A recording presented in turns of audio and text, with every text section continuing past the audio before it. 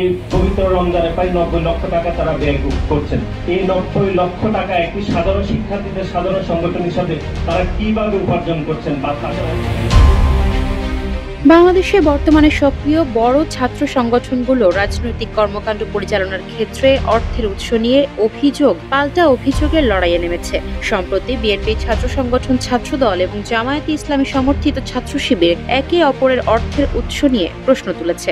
সর্বশেষ গত সপ্তাহে ছাত্র শিবিরের আয়ের উৎস নিয়ে জাতীয়তাবাদী দলের শীর্ষ নেতারা সংবাদ সম্মেলনে প্রশ্ন তোলার পর বিষয়টি নিয়ে আলোচনা ছড়িয়ে পড়ে সামাজিক যোগাযোগ মাধ্যমেও। আবার ছাত্রদলের এরকম অভিযোগকে অপরিপক্ক বলে আখ্যা দিয়েছে ছাত্র শিবির।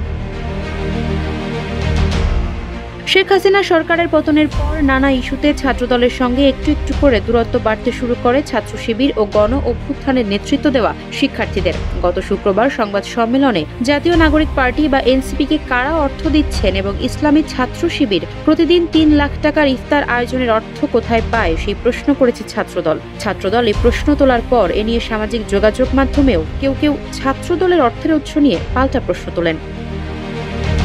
যমুনা ইলেকট্রনিক্স ঈদে ডাবল খুশি অফার সিজন 3, যে কোনো পণ্য কিনলেই পাচ্ছেন নিশ্চিত ঈদ উপহার।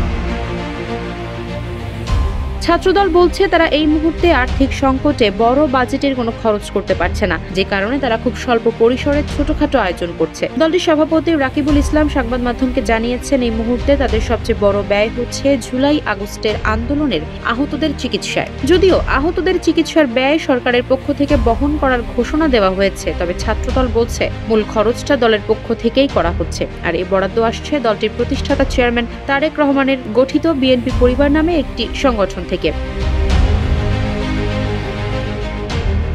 বিভিন্ন ক্যাম্পাসে ক্রীড়া আয়োজন, ইফতার মাহফিল সহ রাস্তায় ইফতার বিতরণ করতেও দেখা গেছে ছাত্রদলের নেতাকর্মীদের। এই অর্থ বরাদ্দ কোথা থেকে আসছে জানতে চাইলে ছাত্রদলের সভাপতি রাকিবুল ইসলাম জানান, সাবেক নেতৃবৃন্দ ও বর্তমানরা ব্যক্তিগতভাবে খরচ করেন।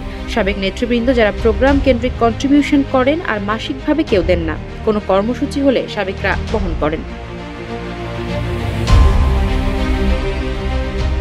অন্যদিকে ঢাকা বিশ্ববিদ্যালয় সহ দেশের বিভিন্ন ক্যাম্পাসে গত 1 যুগেরও বেশি সময় প্রকাশ্যে রাজনৈতিক কার্যক্রম পরিচালনা করতে পারেনি ছাত্র শিবির। আগস্টের পট পরিবর্তনের পর ক্যাম্পাসগুলোতে প্রকাশ্যে ছাত্র রাজনীতির কার্যক্রম শুরু করে ছাত্র শিবির। সম্প্রতি এই ছাত্র সংগঠনটিকে ঢাকায় সম্মেলন সহ বড় বড় কিছু কর্মসূচি পালন করতে দেখা যায়। এবছর রোজার শুরু থেকে ছাত্র শিবিরকে ঢাকা বিশ্ববিদ্যালয় সহ বিভিন্ন ক্যাম্পাসে বড় পরিসরে ইফতার বিতরণ করতে দেখা যায়। শুক্রবার এ নিয়ে সংবাদ সম্মেলনে জাতীয়তাবাদী ছাত্র দলের পক্ষ থেকে ছাত্র শিবিরের আয়ের উৎস নিয়ে প্রশ্ন তোলা হয়। এই 90 লাখ টাকা একটি সাধারণ শিক্ষার্থীদের সংগঠন কিভাবে উপার্জন করছে কিংবা ছাত্র শিবিরের অর্থের উৎস কি তা জানতে চায় ছাত্রদল। এ নিয়ে ছাত্র শিবিরের সাধারণ সম্পাদক নুরুল ইসলাম সাদ্দামের কাছে জানতে চাওয়া হলে তিনি দাবি করেন, শিবিরের ইফতার খরচ নিয়ে ছাত্রদল যে অভিযোগটি তুলেছে তা সঠিক নয়।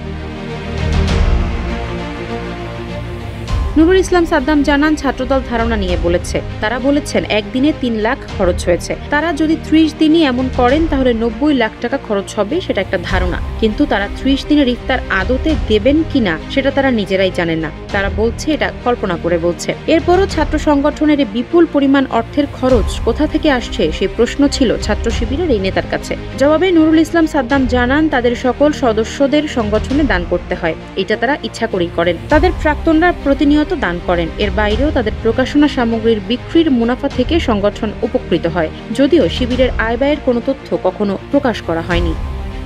আফসারা নাজ, নিউজ ডেস্ক, ইত্তেফাক।